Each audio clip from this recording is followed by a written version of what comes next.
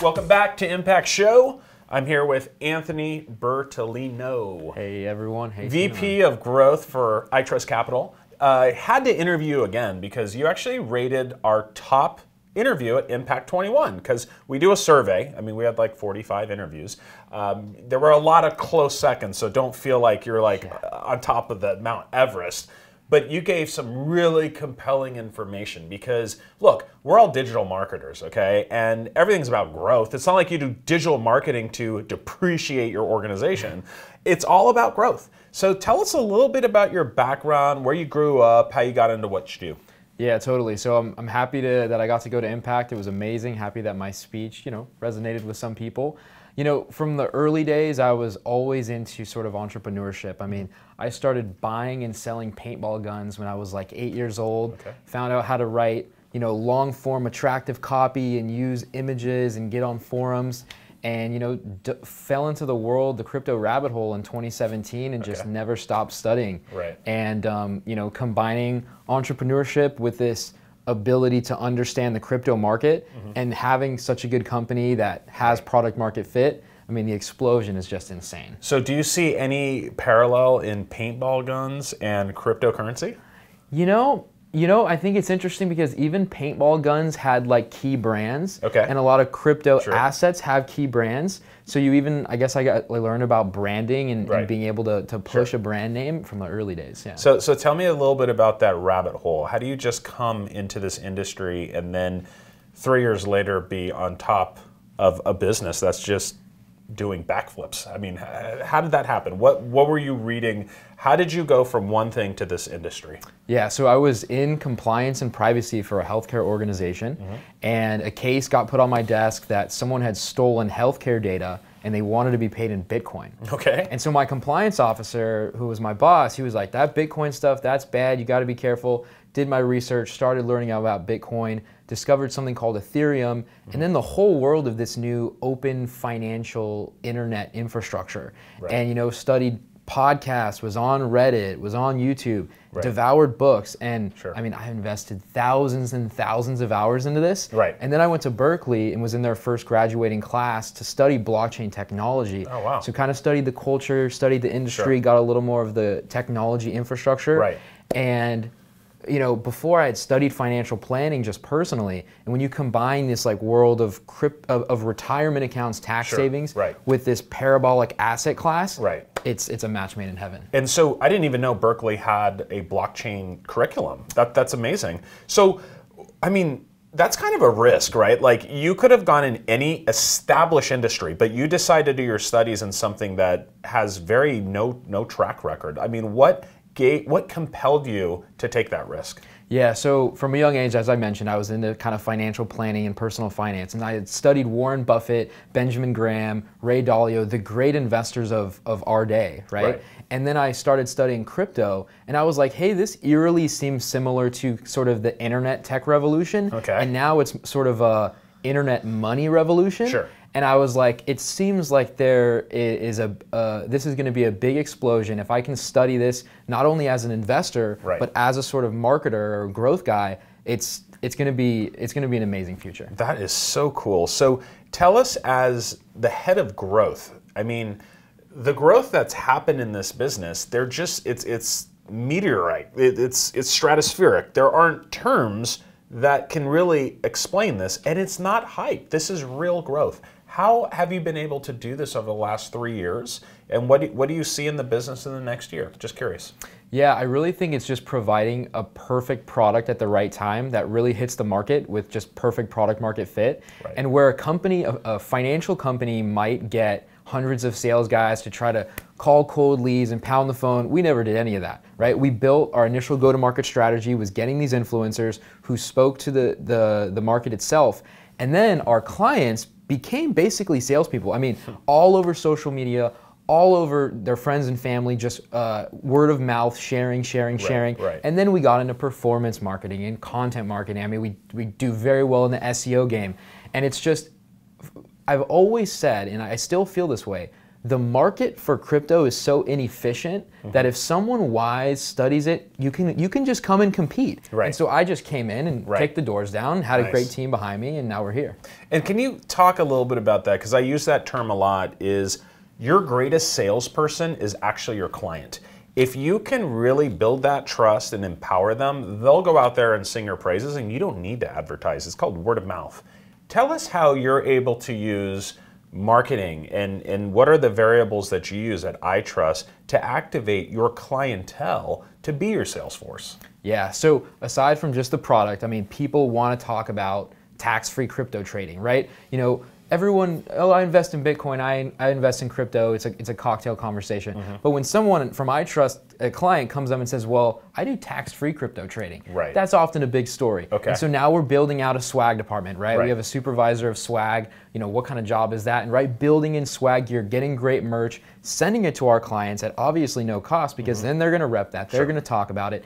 And this also plays into retention, right? So because we're getting them so happy, we're getting them activated, we're getting them sharing the word, and then they almost feel like they're part of the brand. I mean, it's almost a community at this point, and crypto is very community oriented. And so, you know, what is the next level of building our community? I don't know, but it's gonna be big when we figure it out. Can you talk a little bit about skepticism and how, as a client, can you be conditioned to overcome skepticism? Obviously, there's reviews, which you guys have over 1,000 reviews on Trustpilot that are like 4.6 and above. That's one part of it.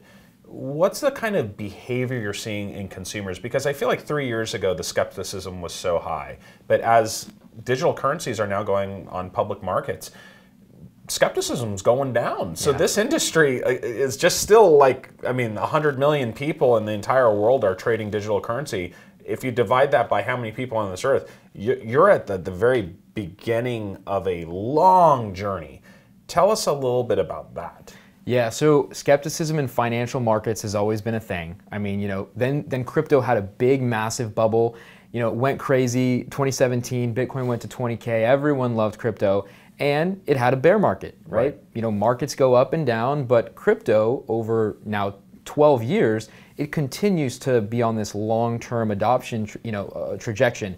And so you have a company that's in financial services and in crypto. I mean, that sounds like a trust nightmare, right? So what we've always done is being with the real community members, whether it's the influencers, building high-quality content where if you hit one of our blogs, you're like, these people know what they're talking about, and it's so hard to find high-quality information. Right, and you know, doing the rounds of podcasts and hopping on interviews, and now building out amazing content, going to be building a news station and things like that. It's like these people clearly know what they're talking about, and then when you call the company, you have a real human to talk to, no robot phones here, and it just builds the trust.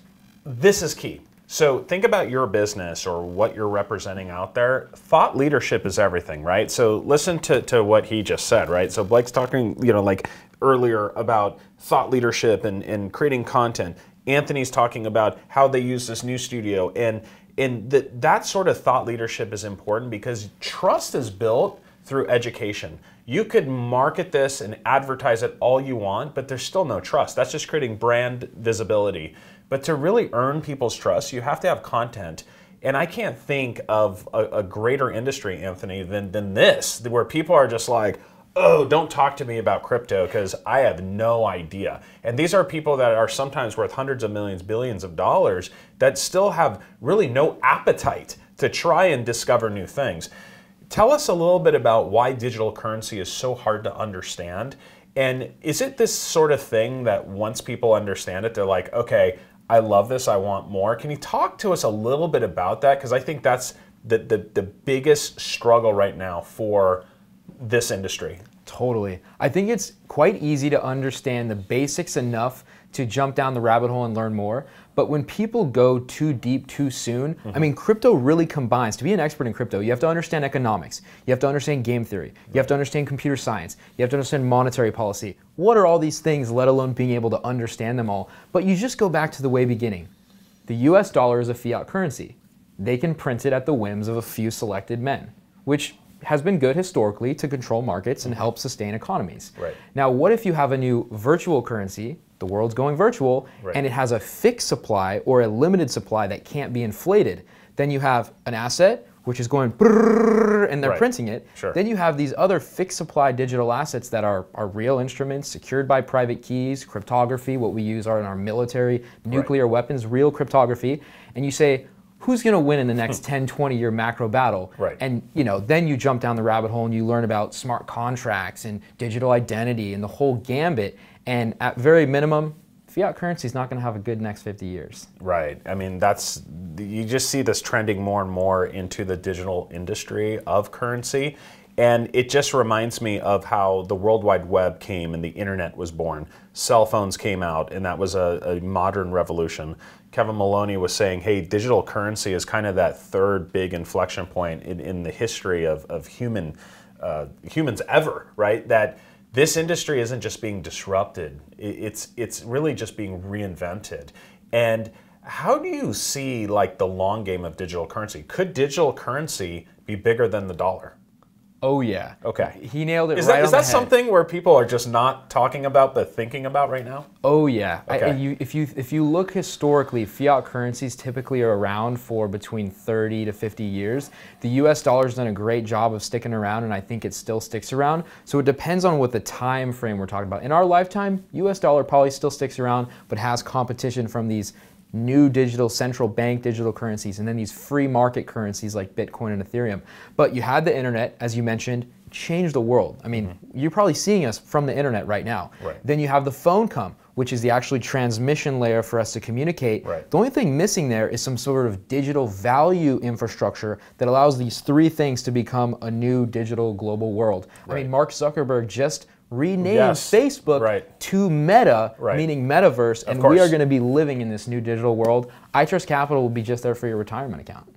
And the retirement account industry, as Blake, your CEO or founder, co-founder and president, mentioned that retirement industry is worth the trillions, but when he added up the employer contributions, it's kind of like 15 to 20 trillion right there. And you guys are still just scratching the dust on the dust of that. So when you actually have a percentage point into that market, iTrustCapital could be worth billions of dollars. And congratulations, I saw your press release this morning that you guys are now managing $3.5 billion in management. I mean, 3 years ago, the company didn't exist. Tell us a little bit about that growth journey and what others can learn from that. Yeah, so joining as the fourth employee when we had almost no AUM, very small customer base, and building the go-to-market strategy, and just seeing this kind of growth, being a guy who was always an entrepreneur, had never scaled a business fully, it's been an amazing experience. And again, it's perfect product market fit, perfect leadership, and 3.5 billion in transaction volumes. Just past that, we were at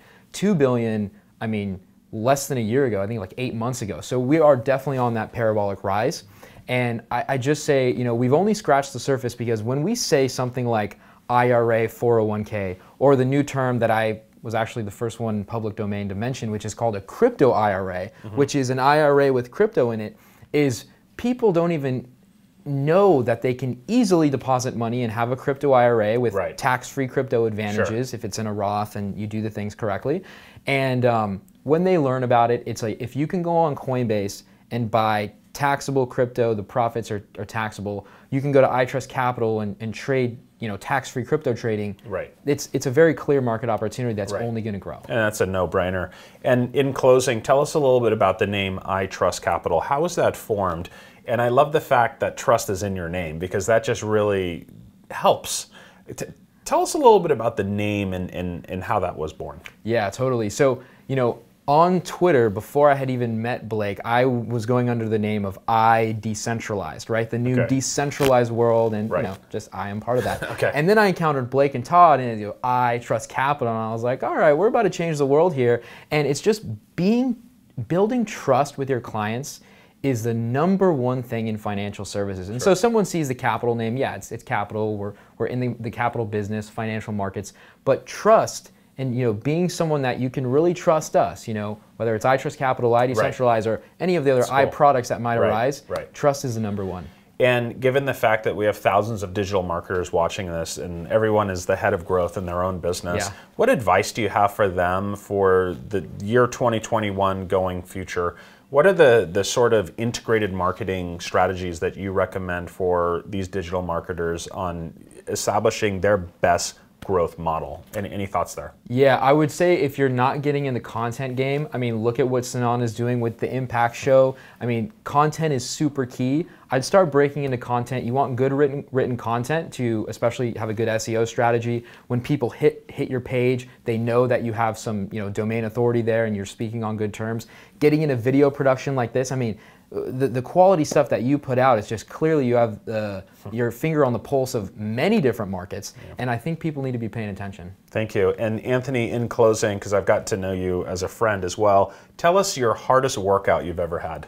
Oh man, so it's a good call on this. Yeah, I just was telling Sinan how I did hot yoga for the first time yesterday with my director of client experience, Jared, and my max heart rate went to 200, which apparently probably not supposed to go at this age. And over an hour, had a kind of peak life experience, come to God moment.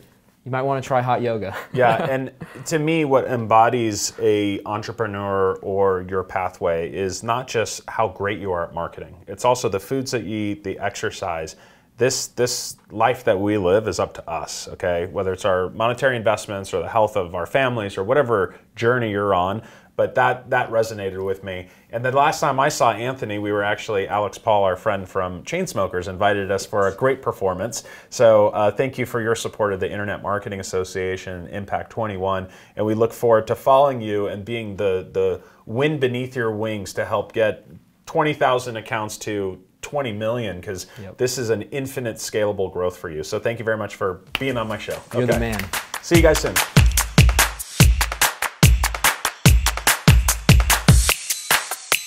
This has been a Sano Shops production.